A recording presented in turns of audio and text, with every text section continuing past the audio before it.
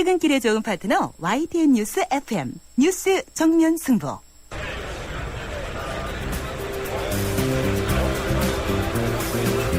그들의 이야기가 아닌 우리, 진짜 우리들의 이야기를 들어봅니다. 시장에서 만난 오늘의 민심, 시장의 소리. 안녕하세요. 상도동 성대시장에 떡을 좀 사러 나온 원영식이라고 합니다. 그거 안 될 일이죠, 그거는. 일본 사람들이 우경화, 아베 그 사람이 문제예요. 이 사람이 우경화를 자꾸만 만들어가지고 말이에요. 피파 정신에 어긋난 거 아니에요, 이거는. 이 운동이라는 게 정치색을 다 떠나가지고 서로 스포츠 교류를 해가지고 하는 건데 자기네 나라의 득이가 그건 득도 아니지, 그거는요. 걔네 자기네 나라 망신이지, 그 침략 근성을 드러내는 거죠, 한마디로. 독일이 옛날 나치 그거 전부 다 사죄하고 다 보상해주고 다 했다고 그러잖아. 일본도 그렇게 해야 원칙 아니에요? 일본이 브라질 월드컵에 길을 사용하는 것에 대해서 안타까운 일이죠, 한마디로.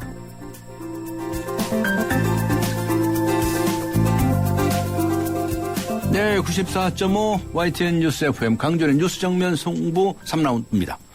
매일 3라운드에서는요, 진짜 민심이 들리는 곳, 시장에서 여러분들의 목소리를 듣고 있습니다. 오늘 시장의 소리에서는요, 상도동 성대시장에 떡을 사러 나오신 원형식 씨의 말씀 들어보았는데요. 일본의 우길기 사용은 일본의 망신이라는 따끔한 충고를 해 주셨습니다. 그리고 오늘 정치와 여러분께 드리는 yes or no 질문은요, 방통위의 이동통신사 징계 적절합니까? 라는 질문을 드렸었지요. 이동통신사가 징계를 받고 있는데요. 적절하냐라고 하는 질문입니다. 8182님은요. 예스라고 적어주셨네요. 징계는 찬성입니다만 징계 방법은 바꿔야 합니다. 네, 징계를 찬성하시면서도 방법은 바꾸라 이런 말씀이시군요. 지원하던 보조금만큼 통화료를 인하해 주면 좋을 것 같다. 이런 말씀을 하셨고요. 7776님, 노라고 적어주셨습니다. 원인과 결과를 다시 한번 검토해야 할 듯 합니다. 결과적으로 국민들만 불편을 겪습니다. 라는 의견을 보내주셨군요. 다른 분들의 의견도 궁금합니다. 의견 기다리고 있습니다. 짧은 문자 50원, 긴 문자 100원의 유료 문자입니다.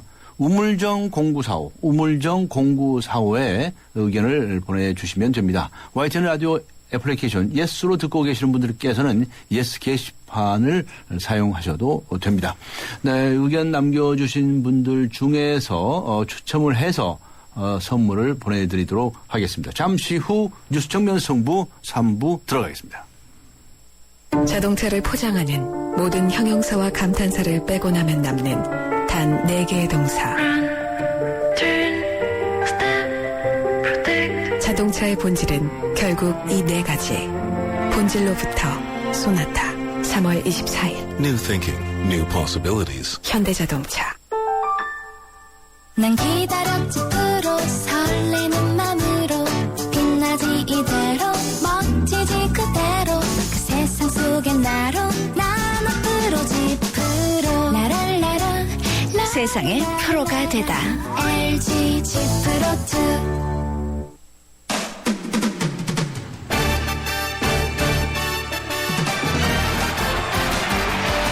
네, 강지원의 뉴스 정면 승부 3라운드. 즐거운 스포츠 소식부터 알아보고 가겠습니다. 일간 스포츠의 이은경 기자 연결합니다. 안녕하세요.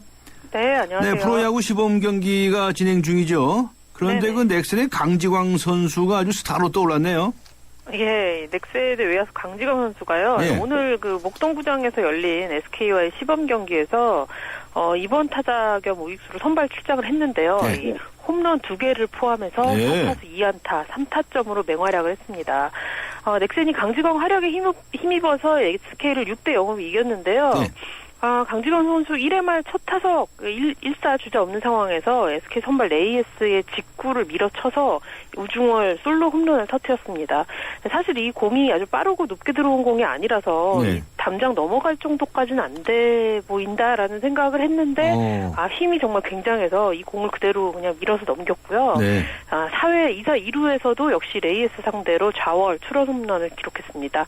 오른쪽으로 한 번 넘기고 왼쪽으로 한 번 넘기고 네. 그야말로 계력이었는데요. 네. 예, 시범 경기 홈런 벌써 3개로 이 부분 단독 선두로 나섰고 강주광 선수는 2009년에 신인 드래프트 2차 3라운드 20순위 굉장히 뒷순위로 LG에 입단을 했습니다. 네. 이때는 투수로 입단을 했는데요. 네, 처음에 투수로 시작을 했다면서요? 예, 하지만 오른쪽 팔꿈치 수술을 받으면서 이제 굉장히 고비를 맞았고 이후에 이제 공익근무원으로 2년 동안 2012년까지 군복무를 마친 후에 이제 좀 투구하기가 어려워지면서 작년에 타자로 전향을 했습니다. 네.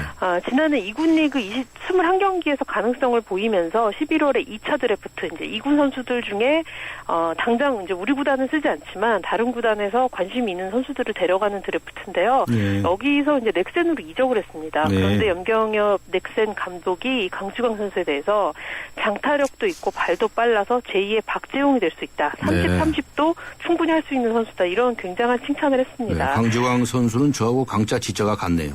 네, 그렇군요. 우스갯소리였고요. 예. 그리고요. 예. 오늘 열린 시범 경기, 다른 경기는요, 이제 대전에서 한화가, NC하고 2대2로 비겼고요. 네. 이 대구에서 열릴 예정이던 삼성과 LG 경기는 비로 취소가 됐습니다. 알겠습니다. 그리고 여자 축구 선수들 말이죠. 이 지소연 선수를 비롯해서 참 여자 축구 선수를 맹활약을 하는데, 키프로스컵에서 3위에 올랐네요. 네, 어젯밤에 키프로스 라르나카에서 열린 키프로스컵 축구 여자 축구 3, 4위전이 열렸는데요. 네. 여기서 한국이 스코틀랜드하고 1대1로 비겼고요. 승부차기 끝에 3대1로 이기면서 3위를 확정했습니다. 3위라는 순위가 한국 여자 축구가 이 대회에 참가한 이후로 사상 최고 성적인데요. 네. 어제 경기 같은 경우는 한국이 후반 17분에 이번 대회 이 최고의 활약을 한 지소연 선수가 선제골을 넣었고요. 하지만 아쉽게 후반 43분에 동점골을 얻어맞으면서 승부차기까지 갔는데 승부차기에서는 지소연, 박희영, 권하늘 이 선수들이 연속으로 골을 성공시켰습니다. 이번 대회가요. 5월에 베트남에서 열리는 여자 아시안컵을 대비한 무대인데 네. 올해 아시안컵이 바로 이 내년 여자 월드컵 본선 진출권이 걸려있는 아주 중요한 대회입니다. 4강 안에 들어가야만 월드컵 본선에 나갈 수가 있는데요. 여자 축구 같은 경우는 2002년 이후로 한 번도 월드컵 본선을 밟아본 적이 없어서 이번에 좀 월드컵 본선행을 좀 노릴 수 있겠다라는 좀 희망을 줬습니다. 네, 우리 여자 축구 대표팀들도 월드컵에 나가야죠. 네, 네네. 아주 만세입니다. 아주. 네. 네. 자, 추신수 선수가 메이저리그에서 뛰고 있는데 불고기 광고에 등장을 했네요. 네, 그 세계 주요 언론에 한식 광고를 내고 있는 이제 한국 홍보 전문가 서경덕 교수라고 이제 유명한 분이 있죠. 네. 이제 이분이 미국 현지 시간으로 12일자 뉴욕 타임스에 추신수를 모델로 내세운 불고기 광고를 실었습니다. 영어로 불고기 그대로 이제 이렇게 UL 이런 식으로 들어가는 불고기라는 제목 아래서 이제 추신수가 아주 활짝 웃고 있는 그런 광고인데요. 광고 본문에 텍사스 레인저스의 외야수 추신수입니다. 저의 강한 훈련의 비법이 바로 불고기입니다. 뭐 이런 내용이 써 있습니다. 출연료 전혀 받지 않고요. 재능 기부로 광고에 나섰다고 해서 더 돋보이고요. 오늘 그 추신수 선수 시범 경기에 나왔는데요. LA 에인절스 상대로 2타수 무안타 볼넷 1개를 기록을 했습니다. 네, 고맙습니다. 감사합니다. 네, 수고하셨습니다. 감사합니다. 지금까지 일간 스포츠의 이은경 기자와 함께 했습니다. 네, 지금 시각은 7시 18분을 가리키고 있네요. 이 시각 교통 상황 어떤지 알아볼까요? 박화영 캐스터입니다. 네, 쉴 수 있다는 안도감과 달콤함이 밀려드는 퇴근 시간입니다. 곳곳으로 도로도 좀 매끄럽게 빠지면 좋을 텐데 곳곳으로 밀리는 구간이 많습니다. 먼저 통일로 서울역 가는 길 구파발에서 기자총까지 밀리고 있고요. 박서고개 쪽으로는 서대문에서 무학재 상거리 쪽으로 속도가 떨어집니다. 또 잠실 탄천 동로 부근에서는 사고가 났는데요. 탄천 2교 방향으로 잠실 자동차 사거리를 조금 못 간 곳에서 추돌 사고가 났습니다. 부근으로 조심 운전하셔야겠습니다. 종로는 양방향 답답한 구간 동묘학과 흥인지문으로 양방향 밀려 있고요. 고속도로 중에서는 영동고속도로 인천 쪽으로 동수원 부근 3차로에 버스가 고장으로 서 있습니다. 이 부근 통과하실 때 주의가 필요하겠습니다. 이후로는 월곶에서 서창까지 차가 몰리면서 밀립니다. 뉴스 정면승부 교통정보였습니다.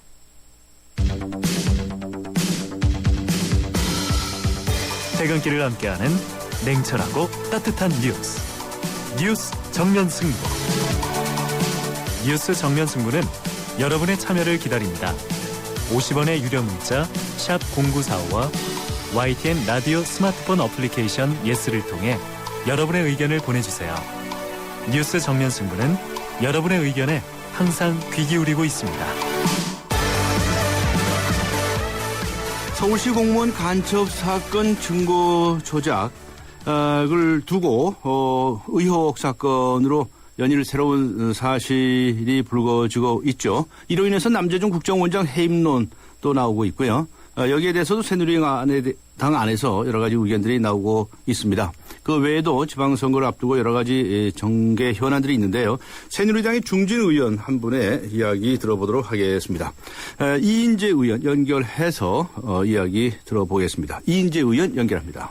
안녕하세요. 예, 안녕하세요. 네, 오랜만입니다. 예, 오래간 말입니다. 예. 이인재 의원님은 뭐 하도 부진을 하셔서 정당을 하도 많이 바꾸셨다고 그러시는데 그런데 이제 새누리당에 예. 가서 보시니까 새누리당 예. 어떻습니까? 잘도 갑니까? 예, 이제 뭐 새누리당이 집권 여당이니까 예. 이제 국정의 큰 축으로 책임을 다해야 되죠. 예, 예. 부족한 게 많다고 생각합니다. 아, 어떤 점이 부족하다고 생각하세요? 지금 이제 박근혜 대통령께서 이제 창조 경제의 포석을 놓으시고 또 이제 대북 정책도 이제 근본적으로 틀을 바꾸지 않았습니까? 예. 통일을 이제 전면적인 국정 목표로 내세우시고 이를 추진하고 계시는데 이제 정치적으로 이제 그 뒷받침을 해야 될 일이 너무 많습니다. 요즘 뭐 이야기 나오는 규제 혁파라든지 예. 또 공기업 개혁이라든지 예. 또 뭐 이런 것들은 관료들 정부가 할 수 있는 일이 아니거든요. 네. 이제 정당이 주도해가지고 국회에서 최종적으로 이제 법을 고쳐야만 해결되는 문제니까 네. 이제 그런 역할을 이제 능동적으로 해야 되는데 아직도 뭐 그걸 잘 못하고 있기 때문에 네. 부족한 게 많죠. 예, 아. 분발해야 됩니다. 예. 아, 그런 점에 있어서 새누리당이 규제 개혁이라든가 공기업 개혁이라든가 뭐 이런 면에서 좀 적극적으로 나서라 이런 말씀이시고. 예, 주도적으로 치고 나가야 되는데. 네. 예. 알겠습니다. 그런데 말이죠. 예. 지금 예. 국회의원들이 한 100여 명이 지금 3월 중에 외국에 나가 있거나 나갈 예정이라고 알려져서 시끌시끌 하거든요. 예. 국회의원들이 외국에 나가서 할 일이 그렇게 많은가요? 이제 지금 이제 핵이 아니니까요. 네. 이제 요번 달은 이제 비핵이니까 아마 이제 이 상임위별로 여러 가지 계획들이 있고 그렇습니다. 네. 그래서 뭐 지금만 그런 게 아니고 과거에 역대 국회에서 다 그런 활동을 하고 있는데 이제 어떤 면에서 보면은 이제 능률보다는 이제 비용이 너무 많지 않느냐. 네. 뭐 그런 차원에서도 접근할 수 있지만 그러나 국회의원들이 좀 해외 나가서 다른 나라 돌아가는 거 보고 그러면 보이지 않게 느끼는 것도 많고요. 많은 도움이 되는 것도 사실입니다. 도움은 되겠지만은 국내 현안이 앞에 말씀한 것처럼 쌓여져 있는데 또 이 2월 국회에서 처리하지 못한 것들이 있잖아요. 그래서 이제 3월 국회를 할 수도 있는데 뭐 국회가 또 열린다고 해서 뭐 되는 게 아니라 지금 여야 합의 안 되면은 꼼짝을 못 하고 또 야당은 지금 뭐 이제 새로 당을 만들고 아주 이 야당 탓을 하면 안 되지만 야당도 좀 민생 문제에서는 아주 적극적으로 이렇게 협력을 해줘야 되는데 여러 가지 아쉬운 점이 많습니다. 알겠습니다. 저기 말이죠. 이제 서울시 공무원 간첩 사건 증거 조작 문제 잘 알고 계시지 않습니까? 남재준 국정원장 이거 뭐 사퇴 또는 해임을 해야 합니까? 어떻게 생각하십니까? 근데 남재준 국정원장 이제 사퇴를 정치 쟁점화하고 있는데요. 이 문제는 아주 냉정하게 진실을 밝혀서 대응을 하면 되지. 이걸 가지고 국정원의 이제 최고 수뇌부인 국정원장의 진퇴 문제로 이렇게 몰고 가는 것은 좀 국가 이익 차원에서 신중하게 접근해야 된다고 생각합니다. 반대하시는군요. 또 그런 요구에 대해서. 지금 이제 그러니까 요번에 이 문서 위조한 사건. 지금 뭐 지금까지 나와 있는 걸 보면은 이제 이 국정원에서 수사해가지고 검찰에서 해가지고 재판을 하고 있는데 이게 이제 증거법상 이제 공소 유지를 하는데 어려움이 있으니까 아마 무리하게 그런 이제 중국 공무원이 발행하는 아마 입출 입국 확인서를 받으려고 했는데 그게 잘 안 되니까 또 그 심부름하는 사람이 이제 위조를 한 것 같아요. 그 위조하는데 국정원 직원이 누가 개입이 됐느냐. 또 이제 사후에라도 위조할 때는 몰랐지만은 그게 나중에 위조된 걸 알면서 법원에 이렇게 제출하도록 하는데 누가 관여를 했느냐. 이런 문제는 뭐 밝혀가지고 깔끔하게 형사 책임을 묻거나 뭐 징계 책임을 물으면 되는 문제인데요. 이 국정원이라는 게 우리나라에 말하자면 이 비밀 정보기관의 수장 아닙니까? 네. 그리고 이제 비밀정보기관은 보이지 않게 뭐 국내 또 국외 전반적으로 우리나라 안보 책임지고 있는 정보 전쟁을 수행하는 이제 최고 사령관인데, 네. 이 사람을 이런 작은 문제, 이게 이 자체가 무슨 인권이라는 이런 기준에서 작다는 이야기가 아니고, 네. 국정원이 하는 광범위한 정보 활동 가운데 한 곳에서 일어난 사건인데요. 네.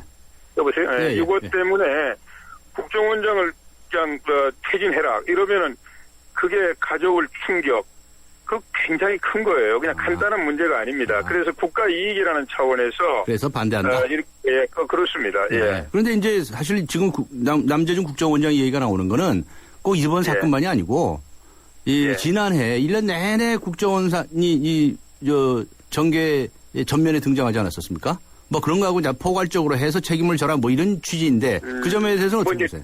예, 이게 댓글 사건은 전 정권에서 일어났던 일들이고요.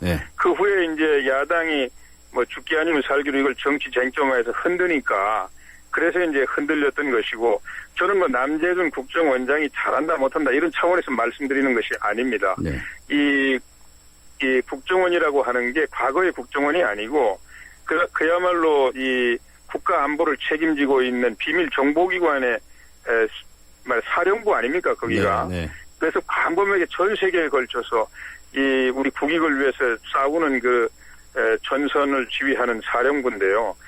이걸 말이지, 이걸 자꾸 이렇게 흔들어대는 것은 저는 옳지 않다고 생각합니다. 예컨대 스노든 사건 같은 거 있잖아요, 미국의 그 CIA. 그 컴퓨터 기술자가 그 중요한 정보를 가지고 나와서 그걸 다 누설하는데도 CIA 무능을 들어가지고 CIA 국장 물러나라 이렇게 안 하지 않습니까? 또 외국 정상들, 동맹국 정상들 전화까지 도청해가지고 전 세계 파문이 일어나서도 여야 간의 정쟁도 하지 않고 다 보호하지 않습니까? 알겠습니다. 왜냐하면 국가 이익을 위해서 그러는 거거든요. 네. 그래서 이제 너무 흔들지 마라 이런 말씀이시군요. 근데 새누리당 출신인데 서상기 정보위원장이 정보위를 안 열고 있다고 해서 또 비판을 받고 있어요. 이건 어떻게 보세요? 이제 열지 않겠습니까? 지금 이제 이 사건에 관해서 조사가 되고 있고 또 내부에서도 조사할 거 아닙니까? 그러니까 이제 지금 조사가 어느 정도 되면 이제 바로 열어서 보고도 받고 대응을 하겠죠. 할 것으로 보인다. 지금 이제 지방선거를 앞두고 있지 않습니까? 그래서 이 경선 룰을 가지고 이제 어디서 얘기가 많아요. 특별히 이제 제주 같은 경우에는 이제 100% 여론조사를 뽑기로 결정이 된 겁니까? 결정을 했다고 저도 보도만 봤습니다. 이거 어떻게 보세요? 이거 제가 어제 회의에 들어가서 논의하는 과정을 좀 들었는데요. 어제 확인을 해보니까 이 시도지사 경우에 경선 경우에 이제 상향식 경선인데 이 특별한 아주 취약 지역의 경우에는 100% 국민 여론조사로 이렇게 할 수 있도록 당원 당규에 규정이 있습니다. 그 규정이 있는데 그럼 취약지역이라는 게 취약지역을 또 규정한 게 있어요. 뭐가 취약지역이냐. 그 광역시도의 국회의원 선거구 가운데 3분의 1 미만으로 국회의원이 있는 지역. 그러니까 호남 지역은 하나도 없지 않습니까?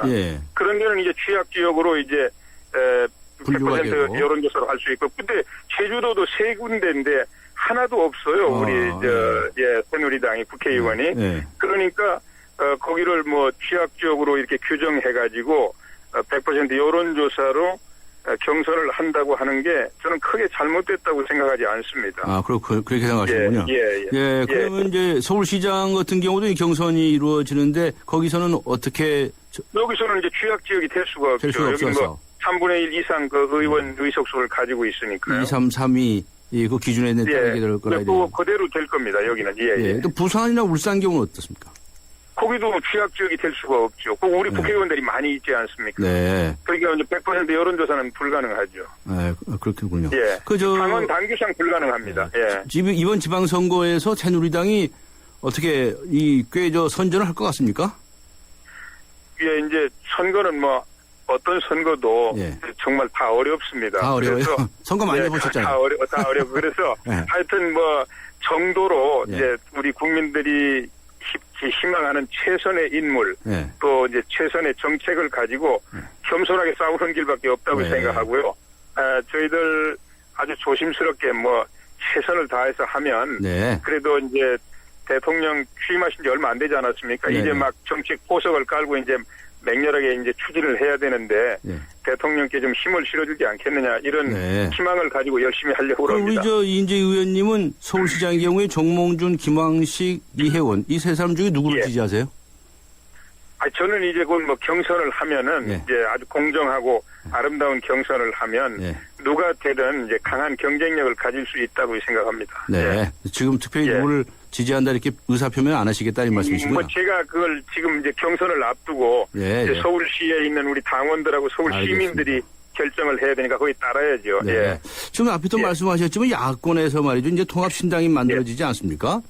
예. 이것을 두고 이제 이 새정치는 이제 사망 선고를 내렸다. 또 뭐 이 안철수 의원은 끝났다. 뭐 이런 얘기들이 많이 그동안에 나왔었고요. 그래서 또 종편에서 그런 얘기를 하신 분이 많대요. 그래가지고 그것에 대해서 또 야당 쪽에서는 이의를 제기하고 안철수를 보호해라. 뭐 이런 얘기까지 나온다고 얘기해요. 예. 그거 어떻게 평가하세요? 예, 이제 안철수 현상, 예. 이게 제도 정치에 대해서 우리 국민들이 굉장히 불신하고 염증을 느끼고 어떤 이상적인 정치 이런 걸 기대하는, 갈망하는 이런 현상이 있지 않았습니까? 네. 그게 이제 안철수 현상이지, 안철수라는 정치적인 인물 개인이 아니거든요. 그 네. 현상이지. 네. 근데 이제 그거는 이제 일단 안철수 의원이 이제 그걸 담아서 신당을 만들어서 정말 완전히 다른 정치를 해보겠다 이렇게 하다가 네. 이제 기존의 민주당하고 이제 통합을 하면서 그 현상이 사라진 것이죠. 그리고 안철수 의원은 이제 일반 정치인의 한 사람으로 이제 뭐 있는 거죠. 그래서 그렇게 합치면서 과연 이제 그 새로 나올 태동할 신당이 좀 더 발전하기를 저도 바랍니다. 네. 과거의 민주당이 아니고 네. 그렇게 막연한 현상으로서의 뭐 신당이 아니고 아주 구체적으로 책임이 있는 정당이지만 과거와는 다른 노선이나 가치를 추구하고 또 이제 당내 민주주의도 더 잘 되고 또 그 여당하고 우리 새누리당하고 모이는 국회에서 더 생산적인 정치를 하는 이런 정당으로 발전하기를 바라는 것이죠. 네. 그 안철수 씨가 제3당 만든다고 할 때 성공하리라고 보셨어요? 옛날에 제3당 해보셨잖아요. 뭐 제가 뭐 조심스럽지만 네. 야권 재편 과정의 하나다. 그렇게 말씀을 드렸고요. 그때부터도 제가 이제 이게 어떻게 하든 뭐 본인은 이제 그 안철수 본인은 끝까지 독자적으로 간다 이렇게 하지 않았습니까? 그러나 그거는 뭐 쉽지 않고 통합을 하거나 아니면 후보 단일화를 하게 되고 그래서 아주 강력한 상대를 하고 우리가 싸워야 될 것이다. 이런 이야기를 제가 계속 했죠. 알겠습니다. 박근혜 대통령이 통일준비위원회 만든다고 얘기를 했는데 아직 이제 발표된 바가 없네요. 이 통일은 또 대박이라고 그러고 말이죠. 이인재 의원은 통일에 대해서 관심 많으시잖아요.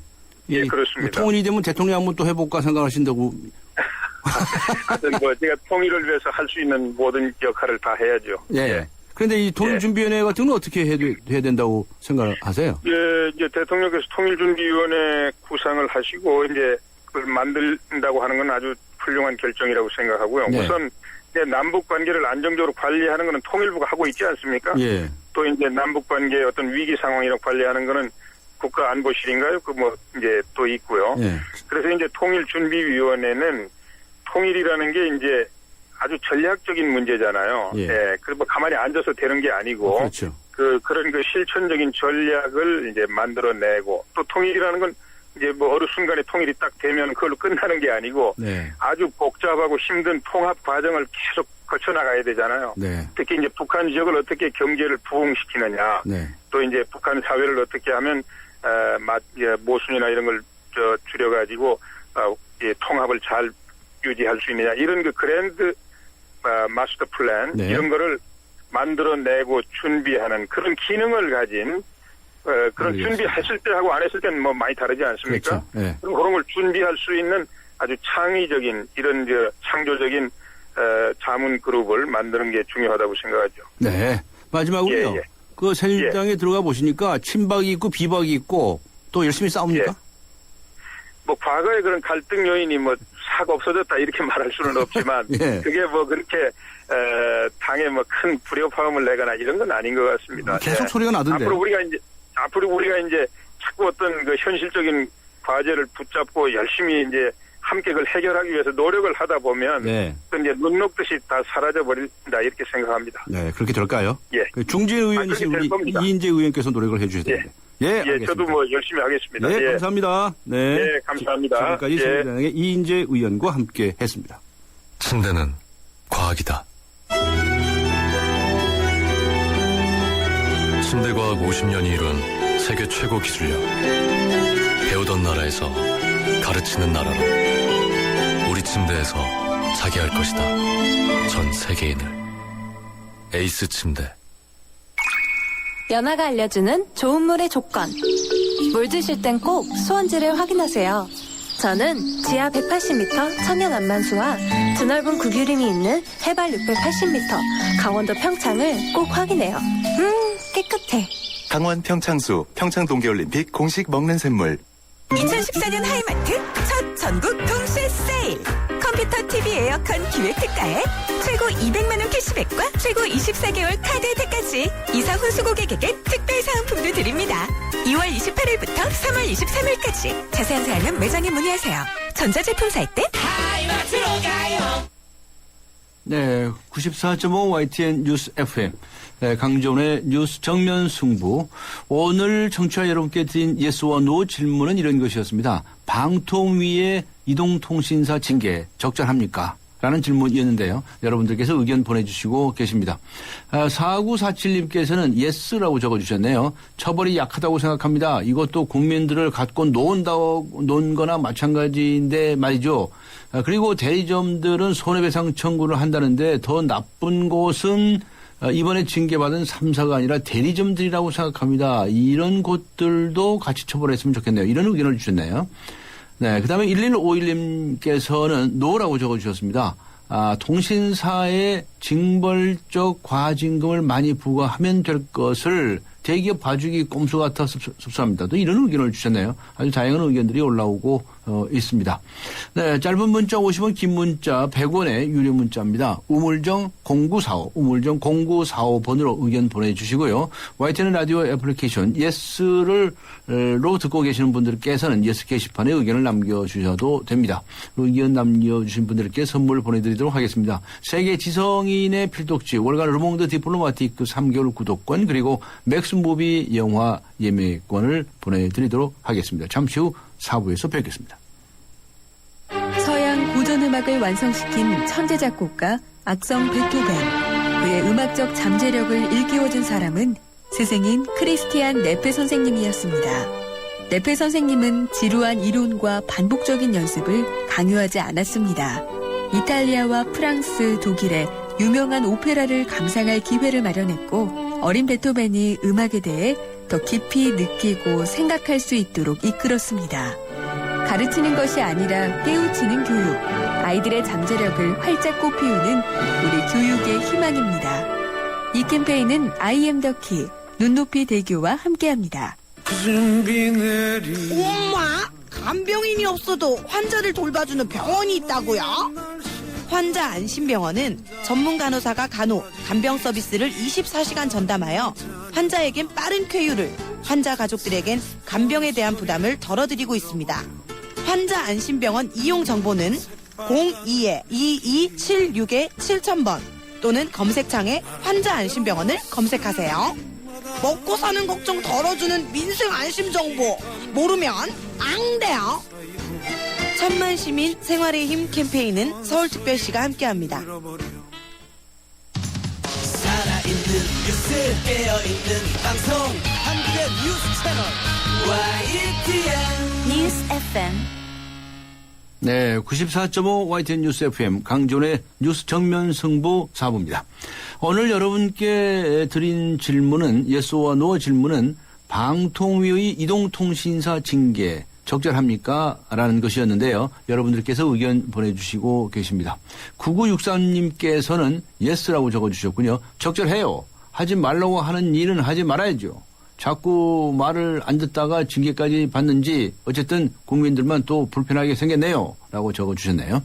0315님 노라고 적어주셨습니다. 징계치고 너무 약하죠. 대기업인 이동통신 3사는 늘 고객들을 돈으로만 보고 행동하는데 따끔하게 혼나야 한다고 생각합니다. 합니다라고 적어주셨네요. 노라고 적으셨는데 아주 더 따끔하게 혼내라 이런 말씀이시군요. 알겠습니다. 의견 보내주실 분들 짧은 문자 50원, 긴 문자 100원의 유료 문자입니다. 우물정 0945, 우물정 0945를 이용해 주시고요. YTN 라디오 앱 예스로 듣고 계신 분은 예스 게시판에 글을 남겨주시기 바랍니다. 강준의 뉴스 정면 승부 4부 들어갑니다. 강지원 변호사와 함께하는 유쾌한 수다 한판. 우리를 바꾸는 수다.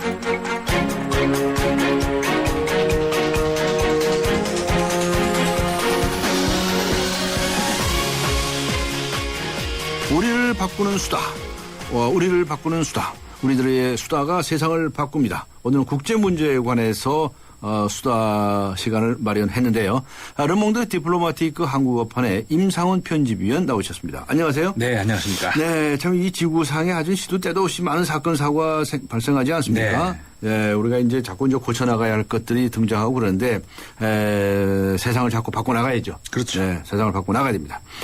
오늘 아침에 들어온 소식인데 뉴욕 시내에 있는 건물 두 채가 폭발했다면서요. 네, 그렇습니다. 참 이 9.11 겪었던 뉴욕 시민들은 아주 끔찍하게 생각하셨을 것 같아요. 그렇죠. 네. 아주 뉴욕 시민들 깜짝 놀랄 일이었던 것 같습니다. 그러게요. 이스트 할렘이라는 곳에서 이제 벌어진 일인데요. 네. 현재까지는 사망자가 이제 3명으로 알려져 있고 부상자가 60명이 넘는다고 합니다. 그리고 실종자도 있어서 지금 사상자가 더 늘어날 전망으로 있고요.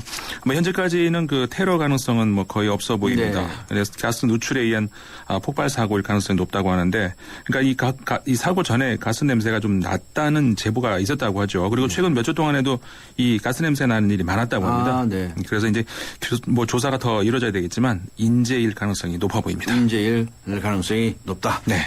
우리들의 작은 실수가 큰 사고를 가져올 수가 있죠. 그렇죠. 네, 우크라이나에서는 크림 자치공화국 지금 이제 러시아가 들어갔다 나왔다 자꾸 이렇게 시끄럽게 하고 있지 않습니까? 네. 그런데 이제 주민 투표를 한다면서요? 네, 그렇습니다. 이제 사흘 남았습니다. 사흘 앞으로 다가왔는데, 그러니까 러시아로 귀속이 되느냐 마느냐 이거를 이제 결정하겠다는 건데, 네. 물론 저 우크라이나 중앙 정부에서는 불법이라고 규정을 하고 있습니다. 네.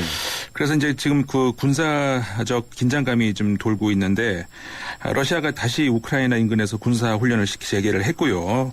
또 우크라이나군도 역시 전투 태세를 좀 갖추고 있습니다. 그리고 이제 그 우크라이나 의회가 미국하고 영국에다가 군사 지원을 요청을 했네요. 네. 그 근거가 그 부다페스트 양해 각서라고 있는데 이게 이제 94년도에 그 우크라이나가 당시에 그 핵무기를 그 포기하는 그 대가로 미국하고 영국이 그 우크라이나의 안보 그다음에 그 통일성을 좀 보장해주는 그 각서입니다. 그래서 이제 그거에 의거해서 지금 군사 지원을 요청을 한 거고, 뭐 나토군도 역시 그 정찰기를 현지에 띄워가지고 그 현지뿐만 아니라 그 러시아 지역까지 감시 중이라고 하고요. 네. 미국 역시 전투기를 인근 그 리투아니아에다 대기시키고 있다고 합니다.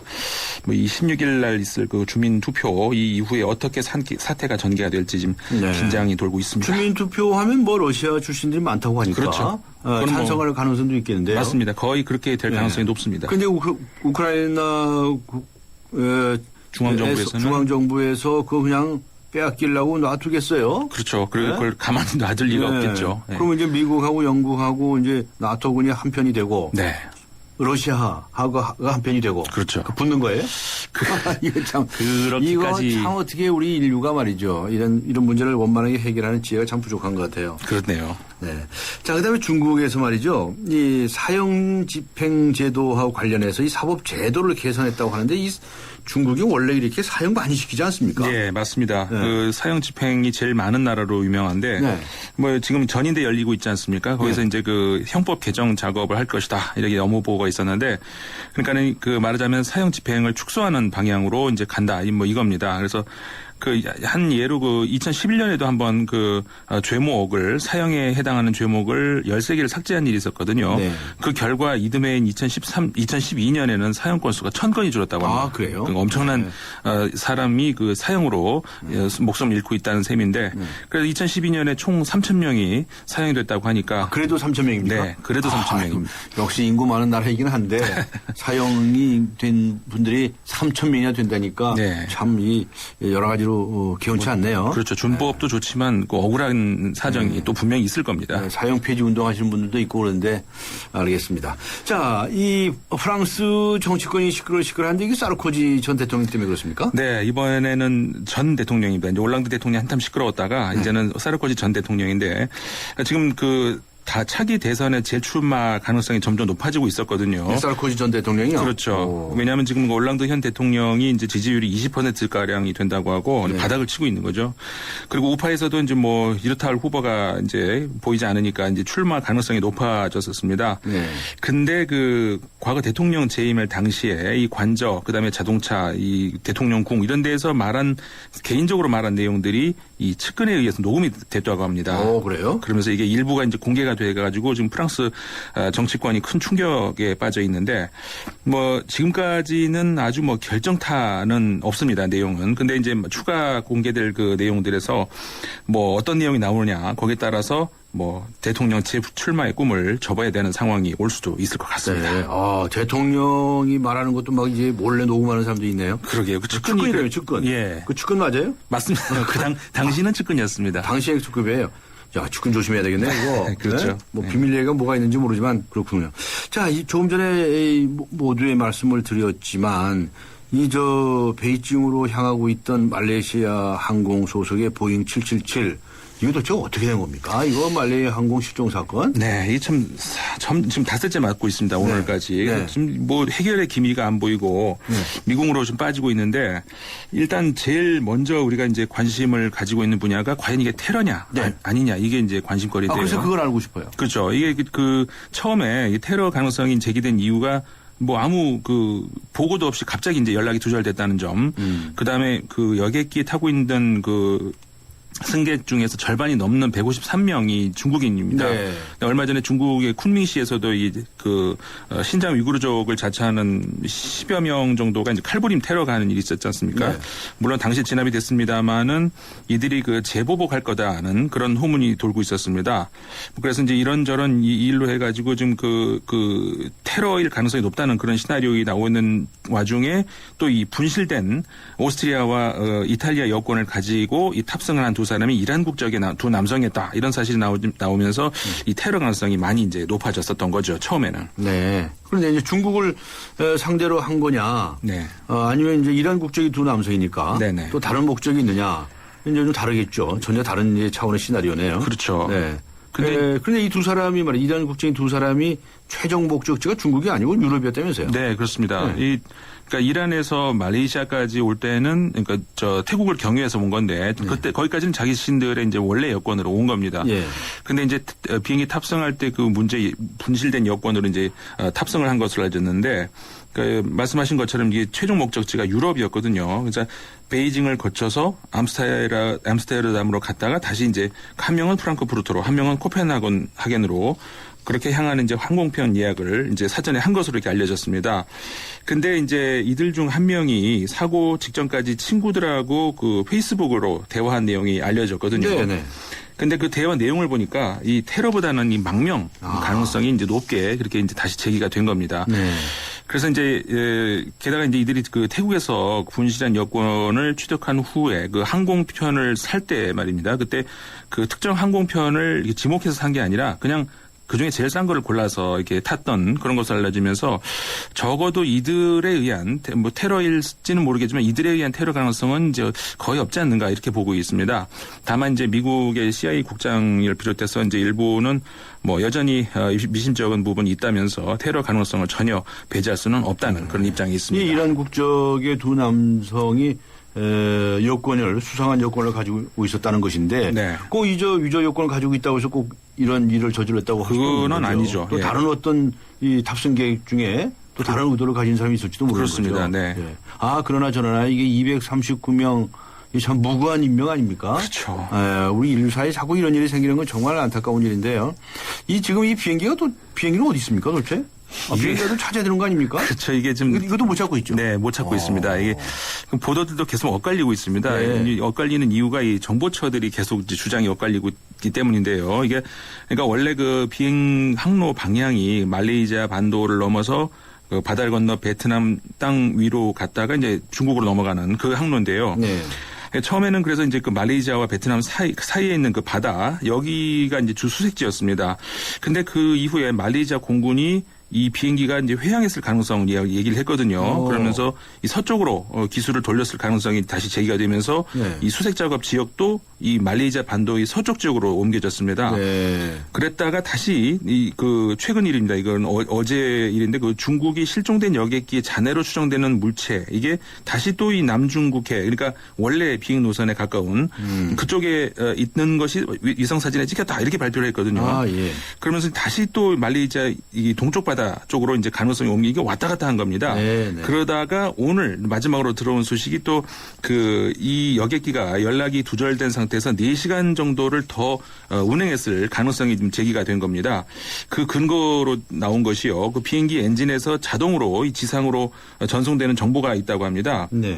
그 운전자와 이제 무관하게요. 그러니까 그 정보를 토대로 하면은 적어도 이 비행기가 5시간은 비행을 한 것으로 이제 지금 보여주고 있는데 만약 그렇다면은 그 공중에서 5시간을 떠 있었다면은 이 비행기가 뭐 인도양이나 그 심지어는 아라비아해까지 근처까지도 갔을 수도 있다. 이런 가능성이 다시 또 제기되고 있는 겁니다. 그럼 뭐 인도양이나 아라비아해까지 다 뒤져야 되겠네요. 그러니까 거의 이제 그렇게 진짜 그렇게 된다면은 잔해를 찾는다는 게 불가능한 일이 되고 불가능한 상태가 될지 모르겠다. 아 그렇군요. 불길한 저 말레이시아 공항의 이 허술한 보안 대책, 위조 요건을 도난된 요건을 발견하지도 못하고 말이죠.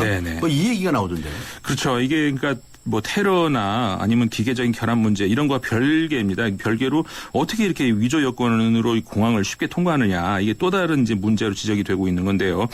그리고 또 이게 하나는 오스트리아 여건이고 하나는 이탈리아 여건이란 말이죠. 근데 이거 소지한 사람은 이란 국적. 그러니까 얼굴이 달라도 너무 다른 얼굴이었을 텐데 어떻게 이 여권을 들고 버젓이 공항을 통과했는가 이제 문제점으로 지금 지적이 되고 있는데.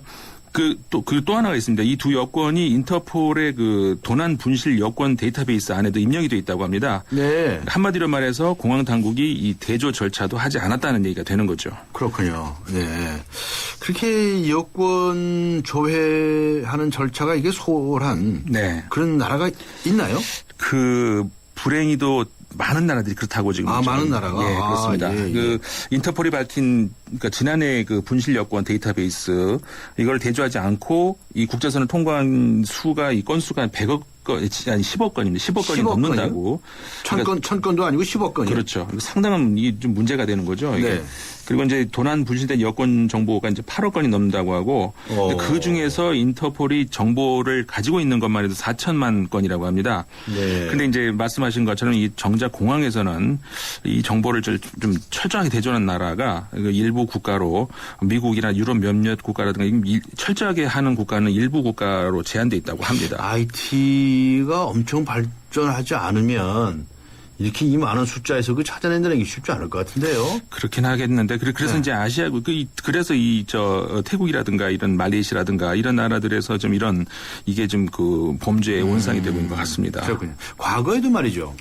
이렇게 국제 테러 사건 때도 이 범인들이 이런 요건, 분실되었거나 도난됐던 요건 이런 요건으로 국경을 드나드는 일이 있지 않았습니까? 네, 많이 있었습니다. 그래서 문제가 좀 계속되고 있는 겁니다. 예를 들어서 2003년도에 그 세르비아 총리 암살범 그 당시도 그 암살범이 분실 여권으로 무려 27번을 국경을 넘어갔다 나왔다 이런 그러니까 그러다가 체포가 됐거든요. 이거 좀 엄청난 일이죠. 2005년도 런던 기억하실 텐데 런던 지하철 폭탄 테러 있지 않습니까? 그 당시도 마찬가지입니다. 그 주범의 그 부인이 다른 사람 여권으로 체포망을 빠져나가기도 했었죠. 이게 태국에서는요. 작년에 그 여권 5,000장을 보유하고 있는 사람이 체포된 일도 있었다고 합니다. 여권을 한 사람이 5,000장을 가지고 있어요? 아마 뭐 팔목적인지. 참 부지런한 사람이네요. 그렇죠. 그 5,000장 여권 가지고 뭐 했나요? 장사를 할 생각이었는지 모르겠습니다. 이게 굉장히 문제가 태국에서는 이런 일들이 많은가 보죠? 이들 세계에서 말이죠. 이게 태국이 여권 암거래 국제적인 허브라고 합니다. 일단 뭐 외국 관광객이 이제 제일 많은 나라 중에 하나고요. 그리고 또 그 아까도 우리 계속 말씀 나눴지만 그 여권에 대한 너무 안이한 생각이 아닌가. 뭐 예를 들어서 그 태국에서는 한 예로 말이죠. 그 렌트카를 차를 빌릴 때 말이죠. 네. 여권을 맡기는 일이 많이 있다고 합니다. 네. 요구를 한다고 하는데 이번에 그 분실된 오스트리아 국적 경우도 마찬가지 그런 케이스입니다. 그러니까 여권을 맡겼다가 나중에 찾으러 와 보니까 다른 사람이 찾아갔다 뭐 이런 식인 거죠. 아, 여권 같은 거 맡기면 안 되죠. 그렇죠. 네, 네. 그러니까 여기서는 이제 그런 거를 요구를 한다고 하니까 또 제재가 가해지겠지만 어쨌든 간에 그 최근 들어가지고 이 미립국 중간 지점으로 이 태국을 정해놔가지고 태국까지는 본인의 여권으로 와서 다시 이제 새 여권으로 훔친 여권이라든가 이런 걸로 바꿔서 목적지로 향하는 그런 일들이 이제 많이 있다고 합니다. 그러니까 이제 여권 수십 개, 그러니까 이런 일도 여권 수십 개를 보유하고요. 네. 이제는 얼굴을 봐가면서 맞춤형으로 제공하는 그런 브로커들도 지금 생기고 있다고 합니다. 머리가 점점 더 발전하는군요. 네. 어이가 없죠. 태국에서는 뭐 그냥 관광 수입만 얻으면 됐지 뭐 여권이 위조든 아니든 손님만 받으면 되겠다는 생각이니까 뭡니까 도대체. 아, 그렇죠. 하여튼 이런 안전 불감증 이제는 안 됩니다. 우리가 세상을 바꿔나가야 되는데요. 그렇죠. 어떻게 해야 될까요? 이런 사건에서 우리가 얻을 수 있는 교훈이 뭘까요? 글쎄요. 그러니까 뭐 아까 우리 간단한 것부터 우리가 찾아볼 수 있을 것 같습니다. 네. 여권 관리. 그러니까 물론 여권 소유자도 마찬가지지만 예를 들어서 여권을 빌려달라든가 뭐 이런 아니면 맡기라든가 네. 뭐 그런 건 안 되겠죠. 네. 작은 것부터 실천하면 되지 않을까. 예, 알겠습니다. 작은 실천이 더 중요하다.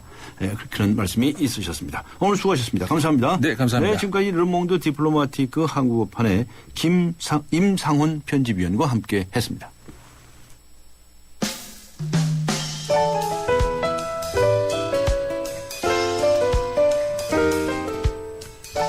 네, 오늘 강전의 정면 승부, 뉴스 정면 승부 예스와 노에서는 방통위의 이동통신 징계 적절합니까? 라는 질문을 드렸었는데요. 정확한 여론조사는 아닙니다. 대충 저희들이 집계한 바에 의하면 예스와 노의 비율은 4대 6으로 나타났습니다. 적절치 못하다는 의견이 많은데요. 그 이유는 또 여러 가지였습니다. 의견 보내주신 분들 중에서 휴대 전화 뒷자리가 4947님. 네, 선물 드리도록 하겠습니다. 여기서 마치겠습니다. 지금까지 프로듀서 신아람, 기술감독 박봉선, 안홍진, 작가 정선임, 강예은, 진행의 강지원이었습니다.